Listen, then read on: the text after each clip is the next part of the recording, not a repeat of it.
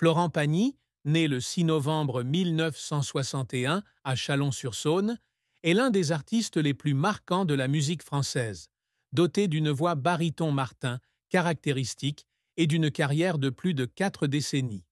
Chanteur, il est aussi acteur, présentateur et personnalité télévisuelle appréciée pour son rôle de coach dans The Voice France. Avec plus de 15 millions de disques vendus, des chansons comme N'importe quoi, Savoir aimer et Ma liberté de penser sont devenues des icônes de la musique française moderne. Mais derrière les paillettes de la célébrité et du succès, la vie de Florent Pagny est une histoire complexe, entrecoupée de sommets professionnels et de profonde tristesse.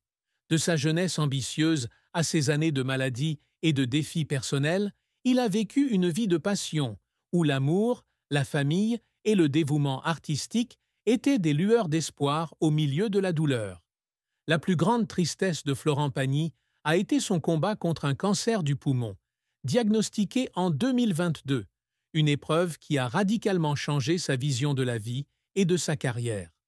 Lorsqu'il a dévoilé son état de santé sur Instagram en janvier 2022, annonçant qu'il souffrait d'un cancer du poumon inopérable et qu'il devait annuler le reste de sa tournée pour entamer 6 mois de chimiothérapie et de radiothérapie, la France entière a semblé s'arrêter pour compatir avec lui. Sa tristesse ne provenait pas seulement de la maladie, mais aussi du sentiment d'impuissance qu'il ressentait face à la nécessité de mettre entre parenthèses sa passion pour le chant, qu'il avait définie pendant 4 décennies. Il a un jour confié que ne pas pouvoir monter sur scène, là où il se sentait le plus libre, avait été un choc profond. De plus, il s'inquiétait pour l'avenir de ses 2 enfants, Inka et Ael, et de sa femme, Azucena Caamaño, qui avait toujours été son rock.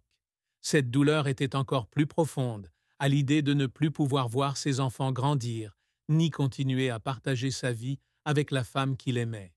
La maladie n'était pas seulement un défi physique, mais aussi un combat spirituel, le forçant à se poser des questions profondes sur le sens de la vie et sur ce qu'il laisserait derrière lui. La carrière de Florent Pagny fut longue et tumultueuse, ponctuée de succès éclatants et d'échecs cuisants. Jeune homme ambitieux, il débuta sa carrière d'acteur dans les années 1980, jouant dans des films comme La Balance, L'As des As et Fort Sagan. Ces rôles, bien que mineurs, lui permirent de s'imposer dans l'industrie du divertissement française. Mais sa véritable passion était la musique. En 1987, il sortit son premier single, N'importe quoi, une chanson émouvante contre la drogue qui resta numéro 1 du top 50 français pendant 8 semaines. Ce succès lui permit de sortir son premier album, Merci, en 1990. Cependant, l'album fut controversé en raison de ses paroles fortes, ce qui entraîna un boycott de la presse. Son deuxième album, Réaliste, sorti en 1992, connut un succès moindre, en partie à cause de ses problèmes personnels, notamment une rupture houleuse avec Vanessa Paradis. Cette période fut l'une des plus difficiles de sa carrière, confrontée à la baisse des ventes et à la pression médiatique. Cependant, la carrière de Pagny prend un tournant majeur en 1994 avec l'album Restez vrai, une collaboration avec Jean-Jacques Goldman qui écrit 3 chansons sous le pseudonyme de Sam Brewski. Le single Si tu veux m'essayer devient un énorme succès, l'aidant à retrouver son statut. L'album Bienvenue chez moi de 1995, avec une reprise de Caruso de Lucio Dalla, se vend à près de 2 millions d'exemplaires, marquant son retour en force. En 1997, son album Savoir aimer, avec des musiciens comme Pascal Obispo, Jean-Jacques Goldman et Zazie, devient un phénomène, le titre éponyme atteignant la première place et lui valant la victoire de la musique du meilleur artiste masculin en 1998. Les années 2000 voient sa carrière se diversifier continuellement avec des albums comme Châtelet les Halles, Ireland et Baritone, où il s'essaie à la chanson lyrique. Il a également sorti des albums espagnols tels que C'est comme ça et Habana, démontrant ainsi son talent de chanteur en 4 langues, français, anglais, italien et espagnol. Son rôle de coach pour The Voice France de 2012 à 2018, puis en 2021, 2022 et 2025, a consolidé son image d'icône culturelle, inspirant des générations de jeunes artistes. Mais sa carrière n'a pas été exempte de moments de larmes. Il a un jour confié qu'il y avait des soirs après un concert où il s'asseyait seul dans sa chambre d'hôtel et pleurait, sous la pression de maintenir une image publique irréprochable. Un jour, après avoir essuyé de vives critiques de la presse pour son album Réaliste, il a eu l'impression que le monde entier était contre lui et les larmes étaient sa façon d'évacuer sa douleur. Il a également pleuré en préparant Baryton, un projet ambitieux avec un orchestre de 70 musiciens et une chorale de 60 musiciens, car il craignait de ne pas être à la hauteur des attentes du public. Ses efforts incessants pour surmonter les obstacles, de ses collaborations avec de grands musiciens à son changement de style musical, témoignent de sa persévérance, mais sont aussi la source de ses moments d'émotion. La fin de vie de Florent Pagny fut tragique lorsqu'il fut confronté à un cancer du poumon en 2022, un événement qui le laissa, lui et ses fans, profondément endeuillés. L'annulation de sa 60e tournée, étape majeure de sa carrière et de son anniversaire, fut un coup terrible pour lui.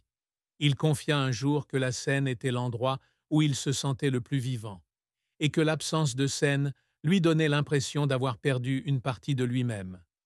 Les mois de chimiothérapie et de radiothérapie furent une épreuve difficile, non seulement en raison de la douleur physique, mais aussi de l'anxiété face à l'avenir.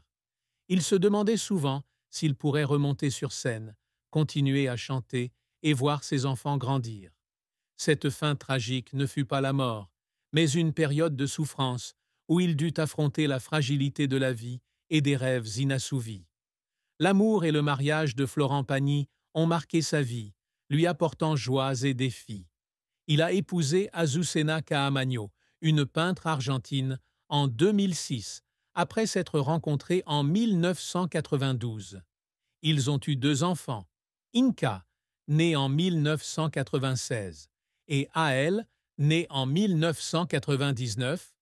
Azucena, ancien mannequin qui a ensuite créé la marque de cosmétiques Rosa Azucena, est devenue sa plus grande source de force, notamment dans les moments difficiles comme son combat contre le fisc français et son combat contre le cancer. Avant Azucena, il avait connu plusieurs relations tumultueuses, dont celle avec Vanessa Paradis de 1988 à 1991, alors qu'il avait 26 ans et elle 15. Cette relation a été vivement critiquée par la presse en raison de la différence d'âge, et la rupture l'a plongé dans une période de dépression qui a affecté sa carrière. Il a également entretenu une relation avec l'actrice Patricia Millardet de 1982 à 1985, une relation qualifiée de toxique et qui l'a laissé émotionnellement marqué. Sa plus grande tristesse amoureuse résidait dans la culpabilité de ne pas pouvoir passer suffisamment de temps avec Azucena et leurs enfants pendant les années les plus chargées de sa carrière. Il a confié qu'il avait parfois eu l'impression d'avoir fait passer sa passion pour la musique avant sa famille, laissant Azucena assumer seule de nombreuses responsabilités.